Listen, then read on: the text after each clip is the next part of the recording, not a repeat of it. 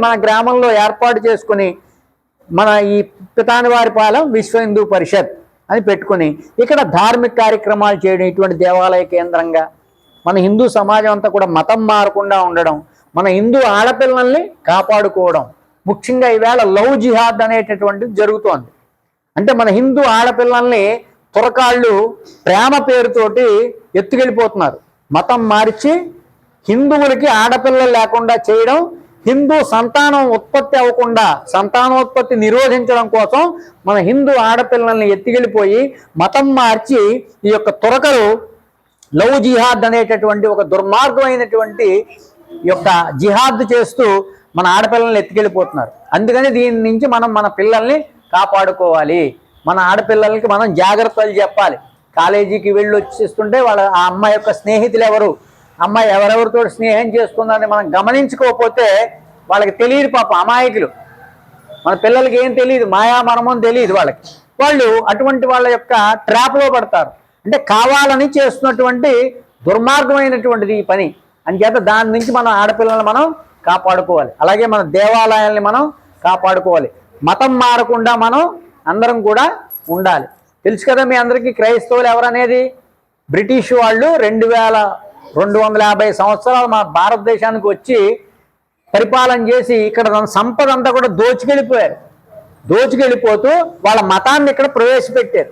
అంటే రాబోయే రోజుల్లో మళ్ళీ ఈ దేశాన్ని మనం ఆక్రమించుకోవాలంటే మన యొక్క అనుయాయులు ఇక్కడ ఉండాలి, మతం వాళ్ళు ఇక్కడ ఉండాలని చెప్పి వాళ్ళు ఇక్కడ క్రైస్తవాన్ని బాగా ప్రబలంగా ప్రవేశపెట్టారు. అంచేత అది మనకు సంబంధించినటువంటి మతం కాదు. మన సనాతన హిందూ ధర్మం కొన్ని లక్షల సంవత్సరాల నుంచి మన తాత ముత్తాతల నుంచి కూడా మనం అనుసరిస్తున్నటువంటి ఒక మంచి సనాతన ధర్మం మన హిందూ ధర్మం. ఇది మతం కాదు మనది. ఆ మతాలన్నీ కూడా కేవలం 2000 సంవత్సరాలకు ముందే పుట్టే, అంతకు ముందు అవేమీ లేవు. ఈ ప్రపంచం అంతా కూడా ఒకప్పుడు హిందూ ధర్మమే ఉండేది. 2000 సంవత్సరాల తర్వాత వాళ్ళు వచ్చి ఈ యొక్క మతాల్ని ప్రవేశపెట్టి వాళ్ళు ఇక్కడ భూభాగాన్ని జనాల్ని వాళ్ళ అనుయాయుల కింద తయారు చేసుకుంటే భూమి ఆక్రమించుకుని అధికారం కోసం ఈ మతాల పుట్టే తప్ప వాళ్ళెవరూ కూడా మానవుణ్ణి ఉన్నతమైనటువంటి స్థితికి చేర్చేటటువంటి మార్గం కాదు అది. అంచేత సనాతనమైన మన హిందూ ధర్మం చాలా గొప్పది. దీన్ని మనం కాపాడుకోవాలి. మన పిల్లలకి మనం దీన్ని విషయాలు చెప్తూ ఉండాలి. చిన్నతనం నుంచి వాళ్ళకి మనం బొట్టు పెట్టుకోవడం నేర్పాలి. మనం దేవుడికి దండం పెట్టుకోవడం నేర్పాలి. గుడికి తీసుకెళ్ళాలి మనం. అలాగే మన పండుగలు, వినాయక చవితి వస్తుంది రేపు. వినాయక చవితి పండుగకి మన పిల్లలందరి చేత పత్రులు కోయించి తెప్పించుకోవాలి. వినాయకుడు ఏం పత్రి పూజ చేస్తామో పిల్లలకి తెలియాలి. ఆ పత్రులన్నీ తెచ్చుకుని చక్కగా గణపతి బొమ్మ పెట్టుకుని మన కుటుంబ సభ్యులు అందరం కలిసి ఆ గణపతికి పూజ చేయించాలి మన పిల్లల చేత. అలాగే సామూహికంగా గ్రామం అంతా కలిసి ఇటువంటి దేవాలయం దగ్గర ఆ వినాయక ఉత్సవాలని జరుపుకోవాలి. అందరూ రావాలి ఇక్కడికి. మన ఇంట్లో మనం చేసుకోవడమే కాకుండా ఈ గ్రామస్తులు అందరూ కూడా ఒక చోటకు వచ్చి చేయడం ద్వారా అత్యధిక శక్తి వస్తుందన్నమాట. సంఘే శక్తి కలియుగే. చెప్పండి.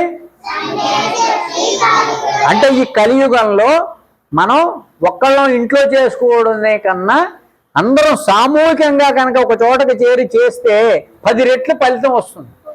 అటువంటి శక్తి కలిగినటువంటి ఈ సంఘటన ద్వారా ఈ హిందూ ధర్మాన్ని రక్షించడం కోసం ఈ 60 సంవత్సరాలుగా మన విశ్వ హిందూ పరిషత్ పనిచేస్తోంది. మీరందరూ కూడా ఇందులో భాగస్వాములయ్యి చక్కగా మన గ్రామంలో కూడా, మన మండలంలో కూడా మన స్నేహితుల్ని, మన బంధువుల్ని, మన చుట్టాలని ఈ విశ్వ హిందూ పరిషత్తులో సభ్యులుగా చేర్చి ఈ ధర్మాన్ని కాపాడాలని మీ అందరినీ కోరుకుంటూ ఈ అవకాశం ఇచ్చినందుకు, మీ అందరూ విన్నందుకు మీ అందరికీ కూడా నా హృదయపూర్వక నమస్కారాలు తెలియజేసుకుంటున్నాను. జై శ్రీరామ్. ఇప్పుడు మనం అందరం కూడా చక్కగా లేచి నిలబడి వరుసగా లైన్లో నిలబడి హారతి ఇద్దాం. అమ్మవారికి హారతి ఇద్దాం.